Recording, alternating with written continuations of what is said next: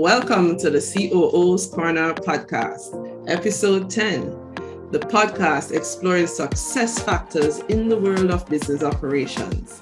My name is Tamar, your host and a specialist in the area of operational resilience. And today we're exploring the whole matter of how to future-proof your career in a digital economy. Digital transformation is a fundamental reality for all businesses today. We cannot stress the importance and the criticality of digital transformation. Every company, whether homegrown or corporate, needs to accelerate and innovate their workplace. As a result of this, there's a lot happening on the personal and the leadership front. There are some shifts taking place, ladies and gentlemen.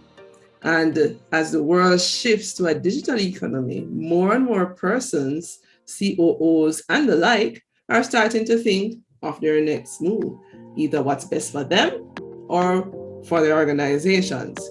What are some of the things to take into consideration as these shifts occur? If you are one of those persons thinking about this, well, we have a treat for you today. With us today is Mary Henderson, the lights, camera, action lady. Mary helps experts turn their knowledge, wisdom, and skills into six-figure plus online coaching businesses and the go-to authority in 24 weeks. Her specialization includes personal branding, reputation branding, systemizing skills, complex problem solving, critical thinking, and the list goes on. Talk about skills. Welcome to the podcast, Mary. Thank you, Tamar. Thank you so much for having me. I'm really excited about this podcast today. Can I tell you I'm starstruck? I don't think I've ever been nervous interviewing somebody before. Well, between you and I think that we'll do very well together. So, where you fall, I'll carry you. Where I fall, you'll carry me. So I think that we're both in good hands. I think it sounds like a plan. Right? That's it. So let's get to business. Well, at the heart of every organization is its operations. So it impacts different aspects of businesses, and it also affects us as individuals because everything is connected.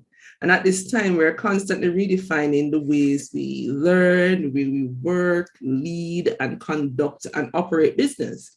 So it's easy to lose sight of the bigger picture and miss some golden opportunities that may exist in the space.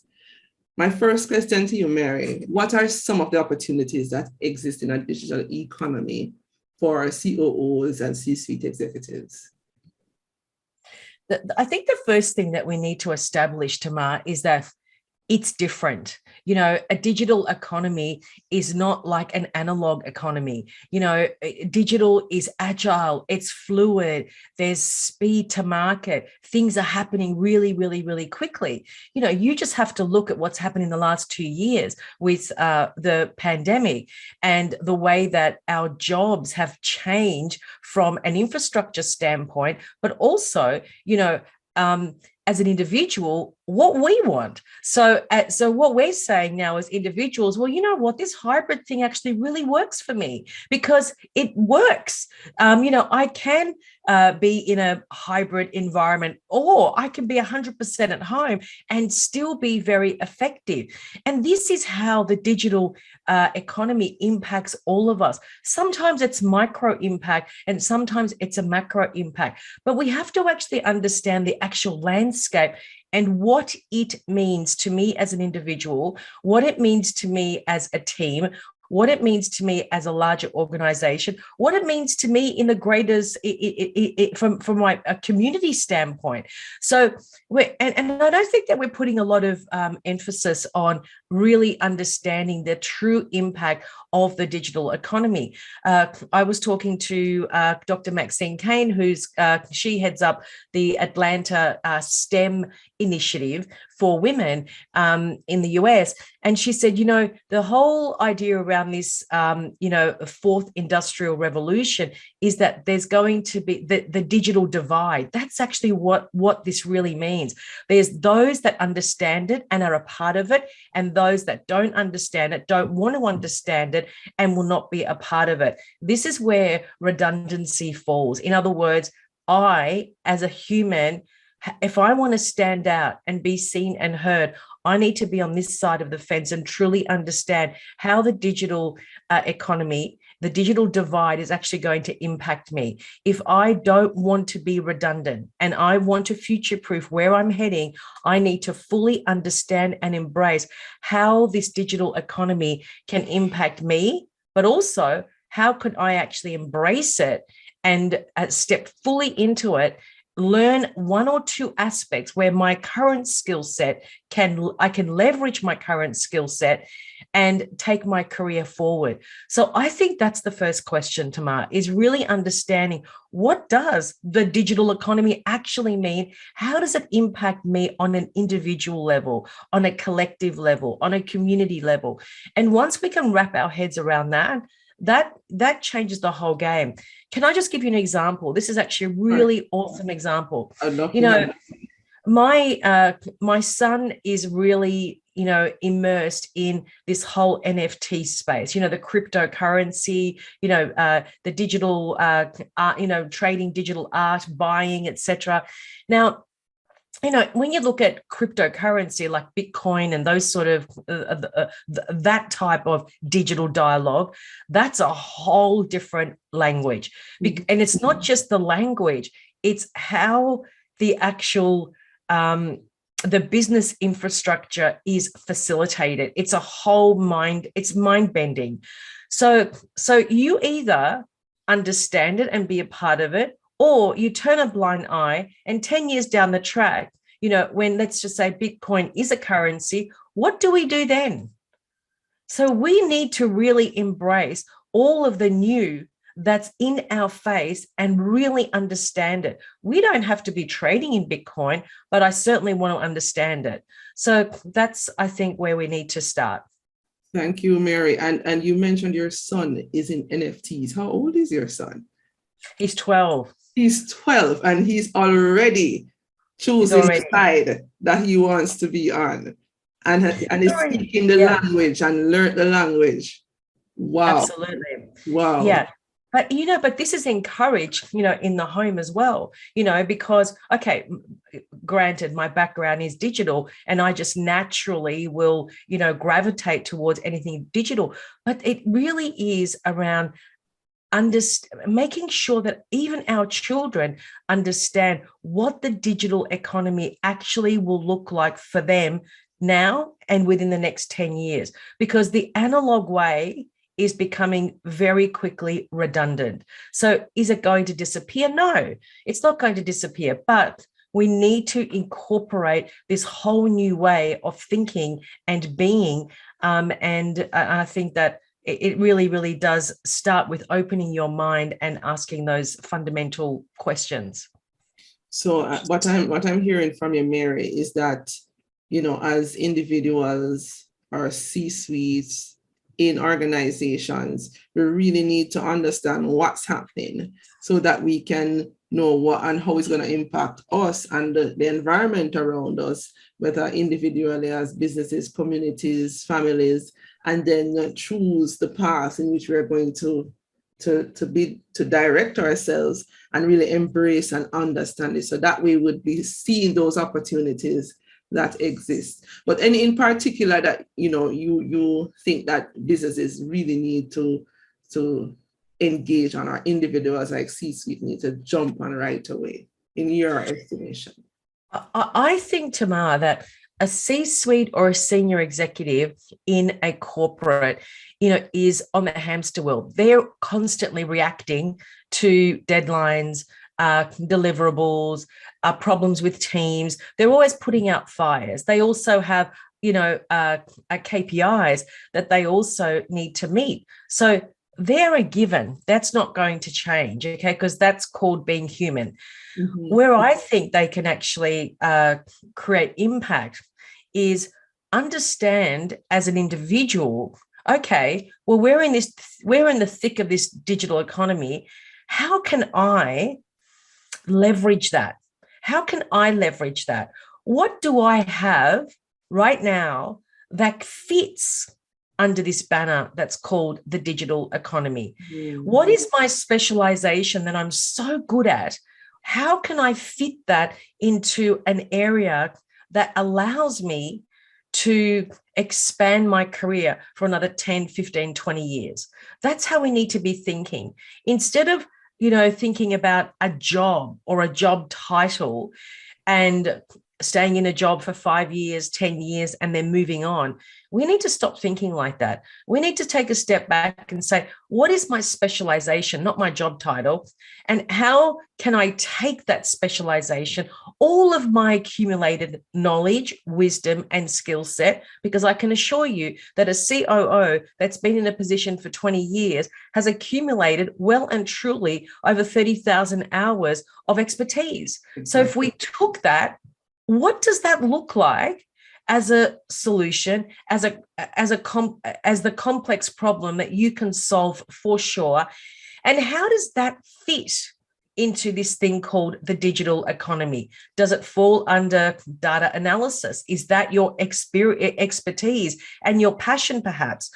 So even creativity, even sales, all of these aspects still fall under digital transformation. Digital transformation is not just artificial intelligence. That's just one part of digital transformation. You still need creative thinkers. You still need people who can solve complex problems, innovation, creativity. So how do we take somebody's specialization, their 20, 30,000 hours of knowledge, wisdom, and skill set, and how does that fit into this thing called the digital economy? How can I future-proof my career? So if I lost my job tomorrow, could I take that knowledge, wisdom, and skill set and turn that into a solution that I can on-sell in my industry or in my niche? And I think that's the way we need to start thinking. Yeah. And I think when we start to think that way, the whole industry or our space will also grow exponentially as a result if everyone is thinking about, advancement and the future and how to really ride this digital wave. I think it will cause, exponential growth in certain fields and aspects of businesses. And, on this podcast, Mary, we speak a lot about all things business, operations, and growth.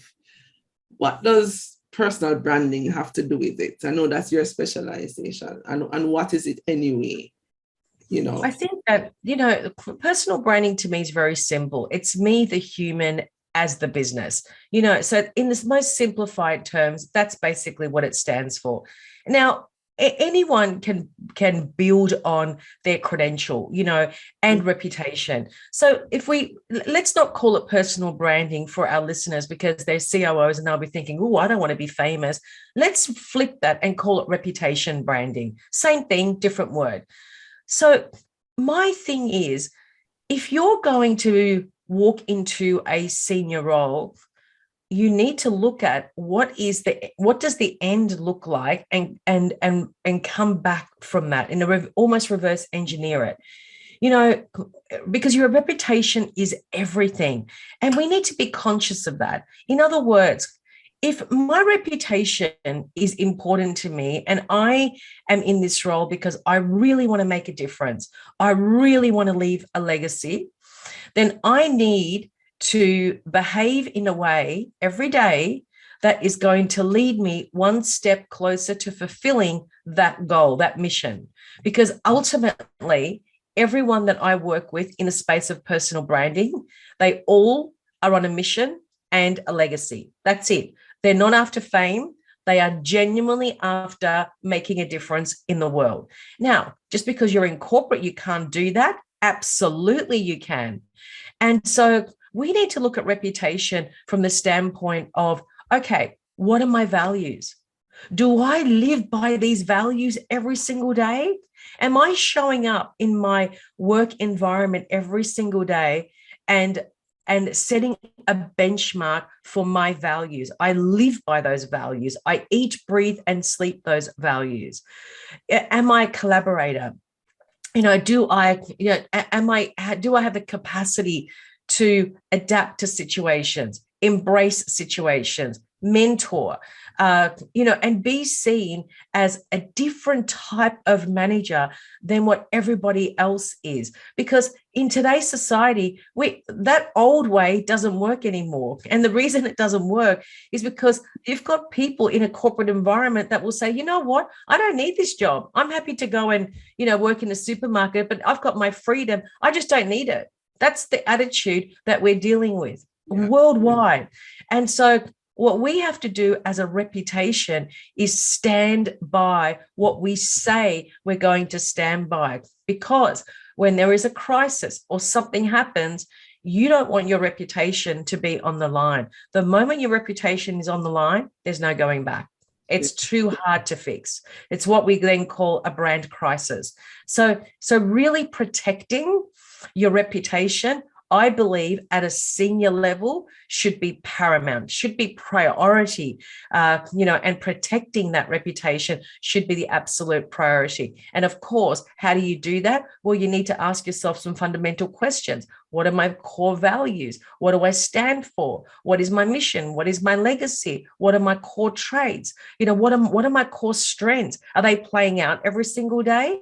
And so we need to really refine how we want to show up in the world. And also, Tamar, not be a little bit of everything, number one, and not compete and want to be like somebody else. We have to step into that place of authenticity and own it, love it, embrace it, be vulnerable. Like, just that whole juiciness of what it means to be human needs to play out in the corporate landscape, because your team will love you for it. Yes. One of the things that, how I see it, Mary, that personal branding or reputation branding is a leadership requirement today and not a self-promotion campaign. Yes. So this is no longer an option. It's actually a powerful leadership enabler. Do you agree with that statement? I absolutely agree with you. And the other thing I want to add to that is that when we show up as a leader, we shouldn't be showing up as a job description or a job title. We need to show up as a business within the business. That's the mindset that we need to have. As I said before, think about it. If a COO has 20, 30 years experience, that person has got a lot of wisdom to bring to the table. So that person can do a lot with that. That's currency. That is real currency. That is the true form of currency, actually. And the reason it's the true form of currency is because it's with you forever, always. I can put $100 million in the bank and come back in 100 years' time, and that $100 million will depreciate. Okay. But my currency in knowledge, wisdom, and skill set never depreciates, ever. It only appreciates. And also I carry it with me forever. So we need to look at that currency as a way that we can be recognized as the go-to person for one or two problems that we can solve for sure. Okay, that's it. We don't need to be known for everything. We just need to be known as the go-to person for one or two things that we know for sure. When you can build your reputation on that one or two things, you start to become recognized in your industry as an expert. This is where you start to become, you get invited to keynotes, writing for industry journals. People in your organization will see you as the go-to person. And it's up to us to do that. No one's going to tap me on the shoulder and say, hey, would you like to be known as the expert for blah, blah, blah. No one's going to do that because there's too many egos in place. No. So what we have to do is we've got to actually rise above that, not only do it for ourselves, but show others how to do it as well. And that we will be giving back, Mary. So I 100% agree with you on that. And, one of the things that you spoke of, business in business, we have to see ourselves as a business within a business, is that one of the analog way of doing the whole matter of how we work and how we sell our, excuse me, sell ourselves out there as an organization. Is, the organization has a brand, but nobody within the organization, are brands, for example. So, we're taking out the human out of everything and not showing that, and I've seen organizations that have made a shift where they showcase the people within the organization and say, hey, we are humanizing the entire brand. And this entire brand is made up of several different brands within that brand. And I think that's a more powerful approach to the whole matter of, doing business. But what is the number one mistake that is being made by organizations as it relates to taking advantage of this? I think that the first thing is that's a very good example that you gave. And I'll tell you why. Because people buy from people.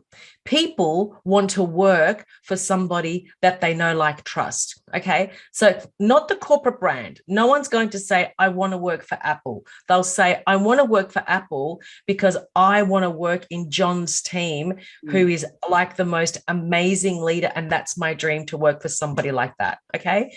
So, it's the same thing when you go into an Apple store and you're buying a laptop or you're buying a phone. I'm going into the Apple store buying from a human. It's the Apple brand, but I'm not going to walk into Apple and just buy a corporate brand. I need to have the interaction with a human. Here in my local Apple store, there's one guy that I've been buying my Apple products from. He's the only guy in that store that I want to see because he really explains things to me in micro detail. That's how I need it to be explained to me. So the same thing in corporate. And what we have to remember is that when you're building brands in human brands within an organization, just remember the reason you're doing that is because it pulls in the right human resources. It attracts the right people that you want in your organization. Like attracts like, that's a given.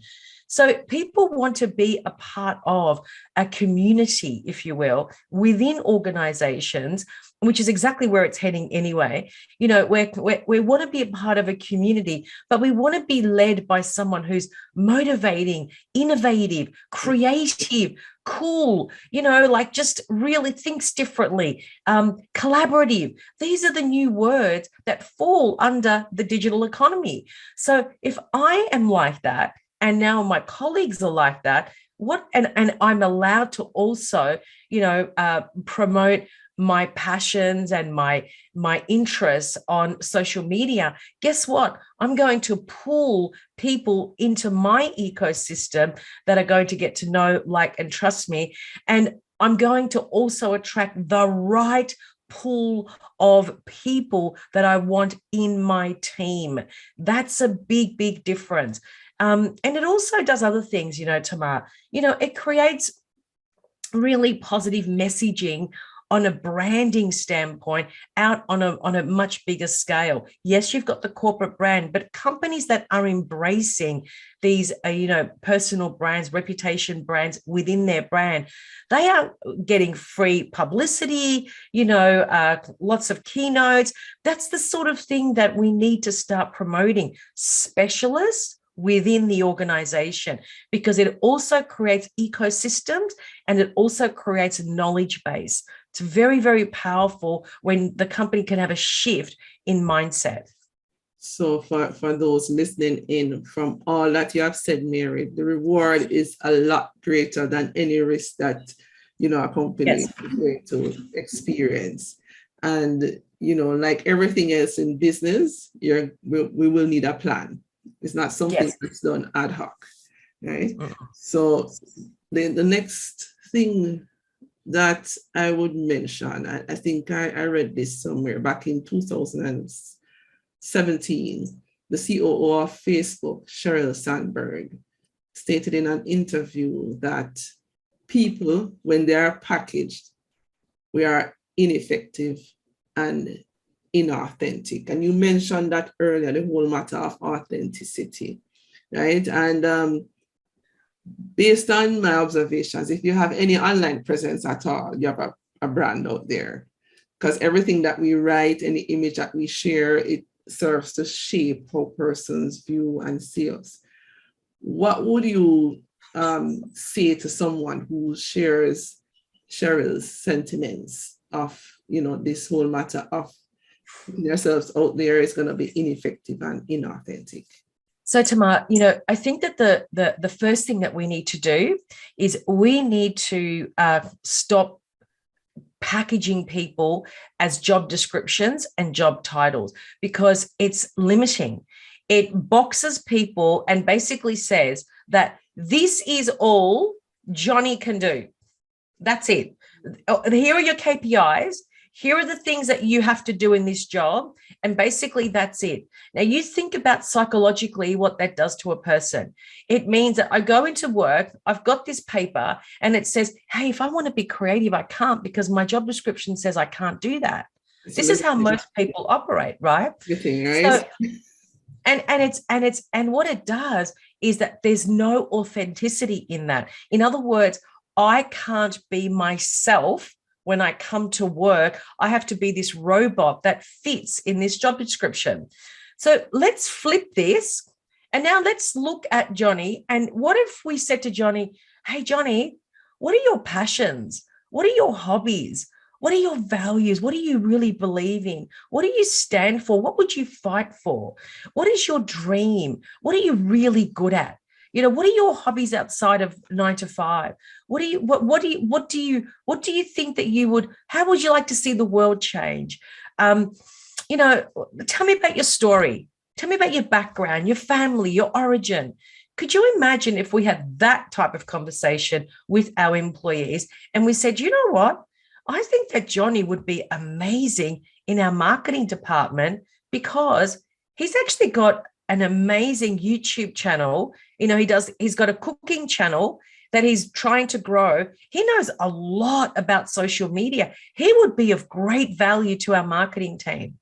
But if I didn't ask those questions and I just stuck to the job description, how would I have known that Johnny had a fantastic YouTube channel? I don't.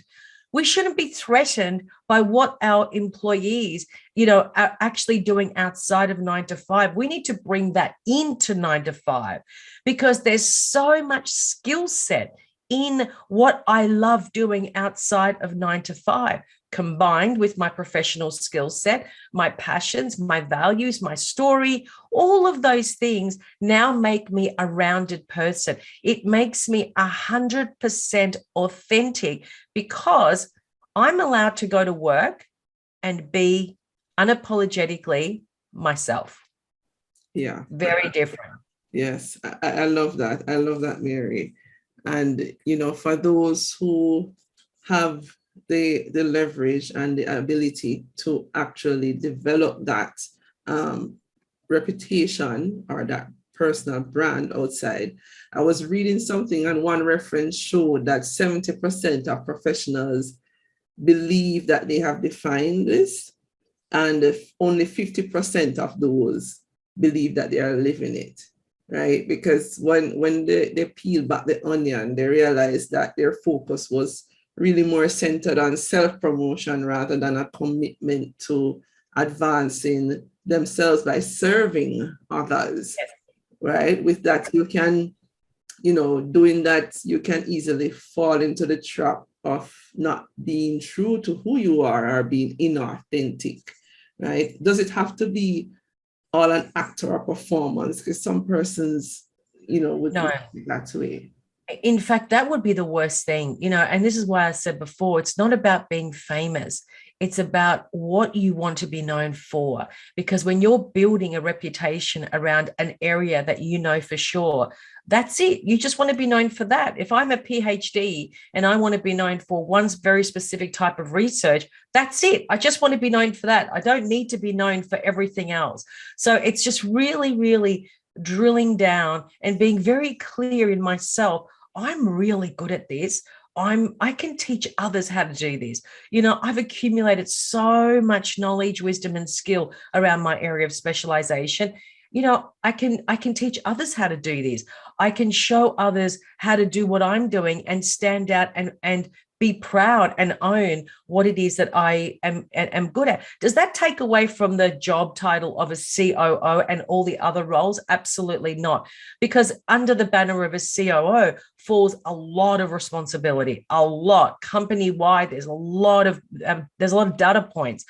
What I'm saying is that that's all very well and good, but understanding how to just take what you're really good at and packaging that as something that you could talk about on a keynote, something that you can share with on an organizational level, something that you can write about in industry journals, so that you are starting to become recognized as that type of expert for that one area, for sure, in your industry. And this is how you future-proof your career. The more people that know that you can solve that problem, the more you're creating your own demand, essentially. Right.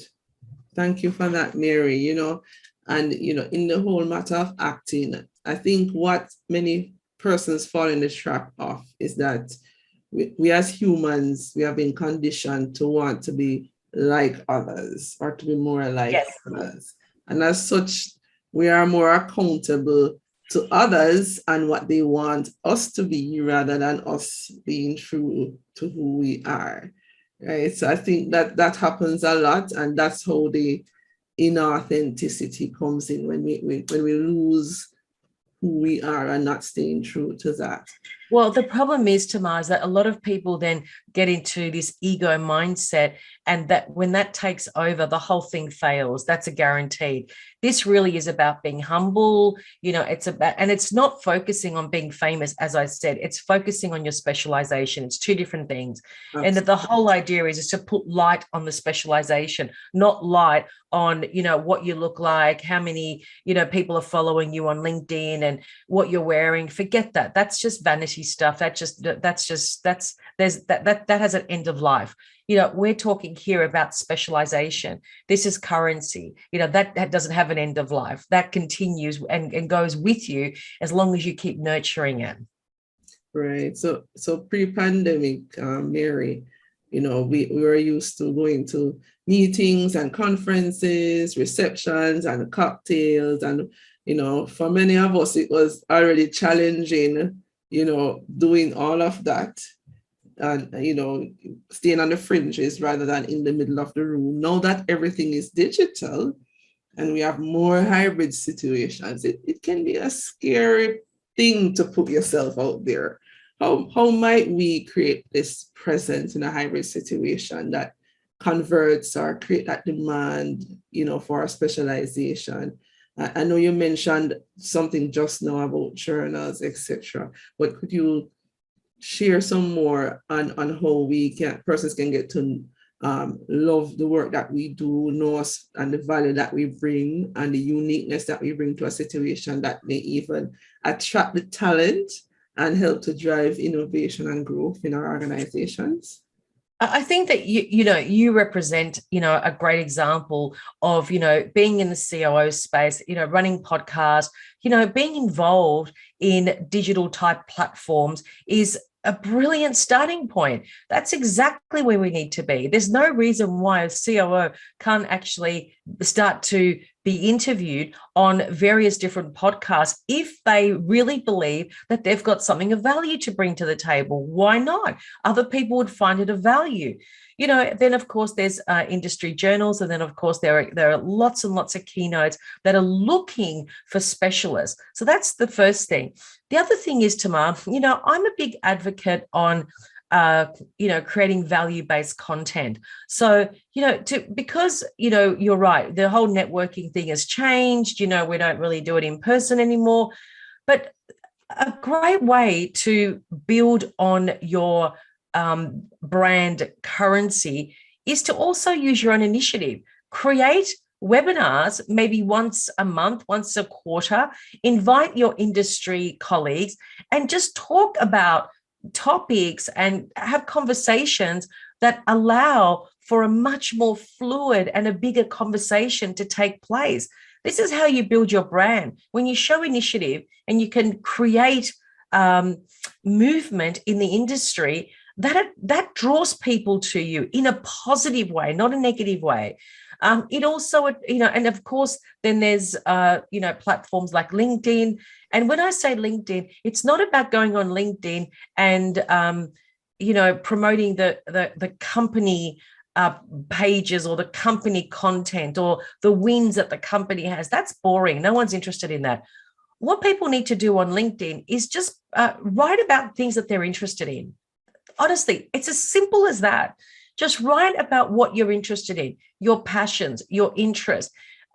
Really zone in on your specialization. Show the world what you can do, how good you are at it. That's how you start to build your authority on a platform like LinkedIn. And again, create your own demand.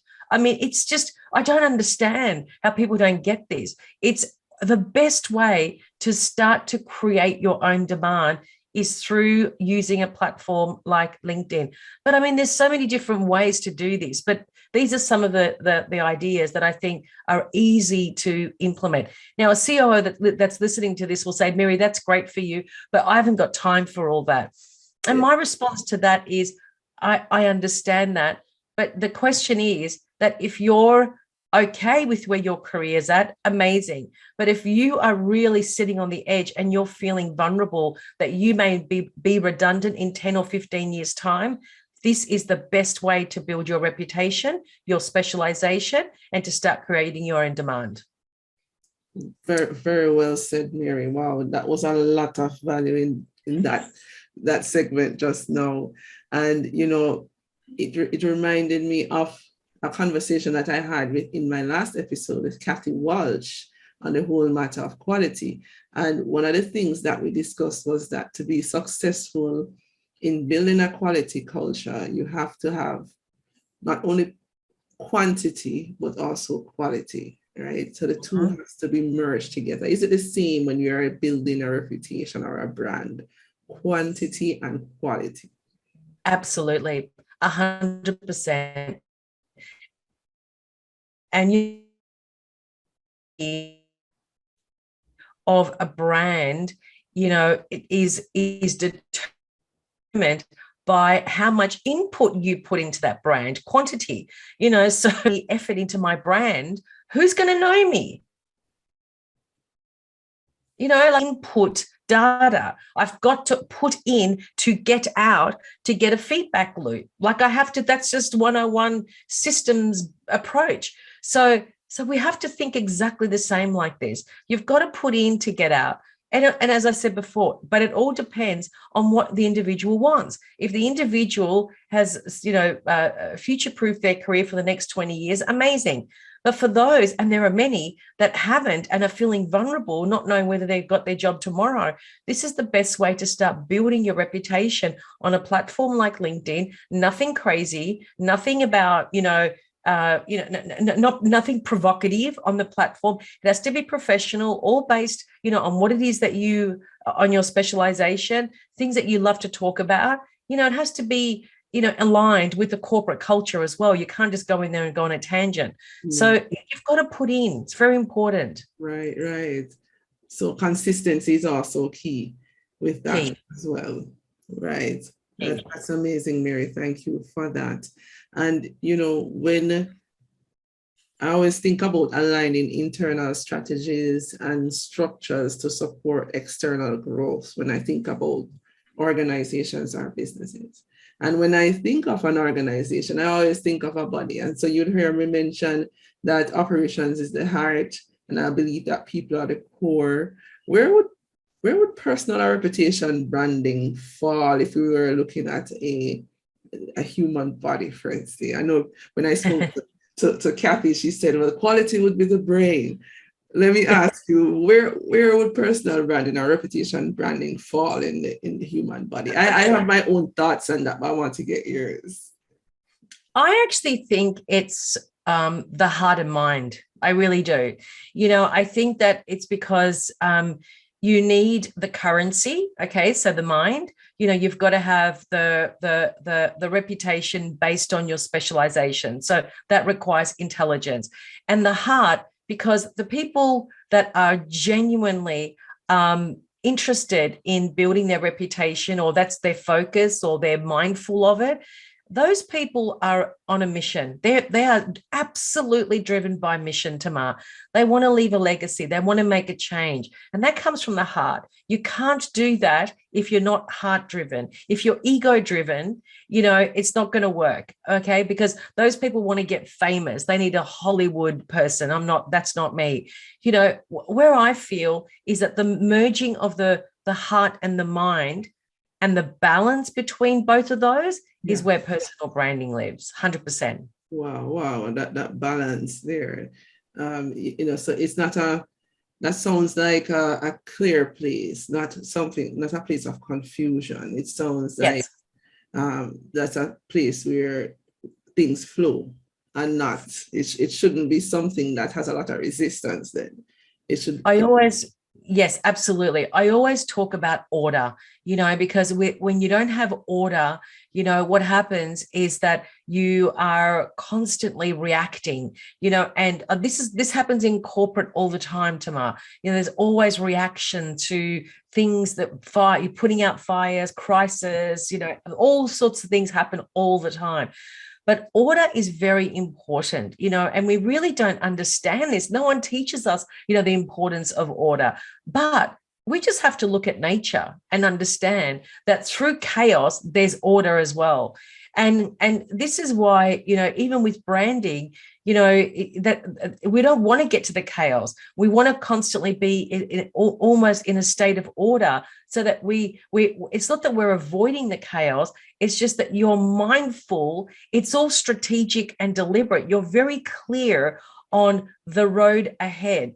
Every move you make is getting you one step closer to where you want to go. The mission, the legacy. And it's just continuing to reinforce the reputation that you want people from the outside world coming in to perceive about you. So I think that we've got to understand that order is very important, especially when it comes to creating brand currency. Because if I see this a lot, you go on LinkedIn and everyone's got, there are these hundreds and thousands of likes and vanity metrics, but it goes nothing. It's chaos, and chaos doesn't turn to anything.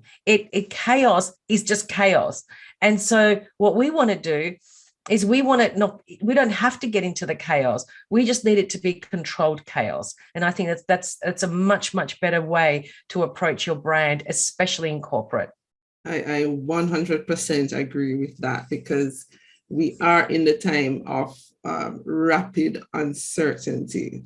And so chaos is almost, it's everywhere around us. But it's important that as individuals, as organizations, we have that framework set up, a plan that will help us to be resilient as these shifts occur in the environment, so that we can remain relevant, and not only remain relevant, but even thrive in the years to come. So this has been, such a valuable conversation. So many nuggets here, Mary. But is there anything that I should have asked that I didn't, that you'd want to share with our audience today? I think that, a lot of corporates, Tamar, they're frightened of putting themselves out there. And I don't think that that's the right attitude to have. I think that the right attitude is to be a role model for the people that they mentor and manage on a day-to-day basis.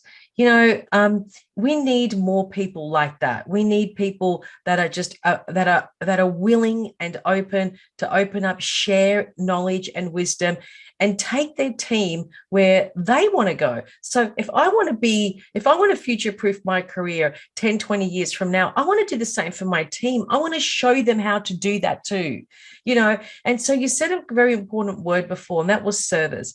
Being of service to people is the greatest the greatest form of humanity. You know, like you can't, for me, it's such an important part of how I operate on a day-to-day basis. And I want to see in the corporate landscape the same. It's the highest honor, if you will, as a human being, to be able to hold someone's hand and say, let me show you the way. Let me teach you something you've never learned before, because that's how we create amazing leaders in the future. Don't allow people to just go on a tangent. This is where, again, order comes into it. So when we're building our own reputation, we're also building the reputation of our team as well. And then we start to become a very powerful team, because we as a collective want to be known for that type of specialization. I just can't stress how powerful it is to have that mindset. Wow. I I had that vision when you just mentioned that, of a high performance team, like a Yes. Formula One team. Everybody is, speed, agility, having the same vision, mission, and getting it done as efficiently as possible. And, heading to the next level and the next level, and keep improving and improving on what exists. And I think that if, every organization should and needs teams like this. So thank you for sharing that, Mary. And you're welcome. Yes, and we have come to the end of our interview, but there is one last question I have to ask you that I ask all my guests. And if you have been following my podcast, you know where I'm coming at. I believe there is, great power in the questions that we ask. In your career, what is one question that you frequently use when you're working with individuals, teams, organizations to get the best outcomes? The question that I think is really important to ask, and anyone can ask this question to their team, is, what do you really love? What do you really love? It's a very, very powerful question, because a lot of people will tell you what they hate, but not very many people can tell you what they really love. And when you really stop and think about that question, it's pretty hard, because you're like, oh, okay, well, I've never thought of it like that. But what do you really, really love is a very important question. In fact, that would be an amazing question to actually ask every team member in a corporate. Wow. Be awesome. Yeah. I'm curious, what are some of the responses that you have heard in, when you have used things like that? It's really amazing, because the thing is that people will tell you like lots of things. They'll just throw things at you. And you're like, no. What do you really love? Like really, really, really, really. And it's hard. Everyone dances it differently, but it's a very, very hard question. It's deep. Deep. Deep.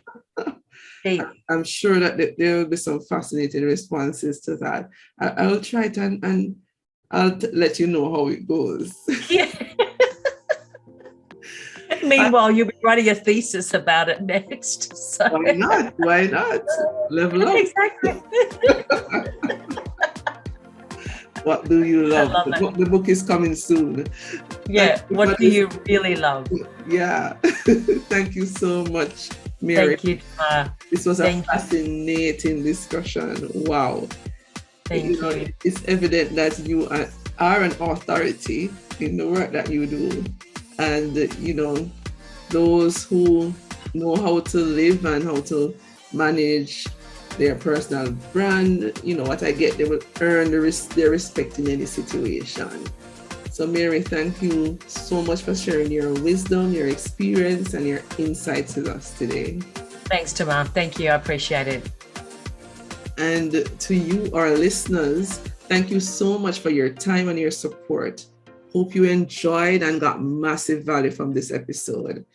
If you are ready to turn on those lights and to take action and would like to have a conversation with Mary to further the discussion on any of today's topics, you can connect with her on LinkedIn or book a 45-minute coaching call valued at $500 with her at www.maryhendersoncoaching.com/apply. Or you can reach out to me at tamarnelson.com or on LinkedIn at Tamar-Nelson if you would like to be a guest or to share the feedback or suggestions you may have. I would love to hear from you. Also, please share and subscribe if you found this to be valuable, and give us a thumbs up or leave a rating on Apple or Spotify. Please join us again for another information-packed episode. Until next time, as we say in Jamaica, walk good.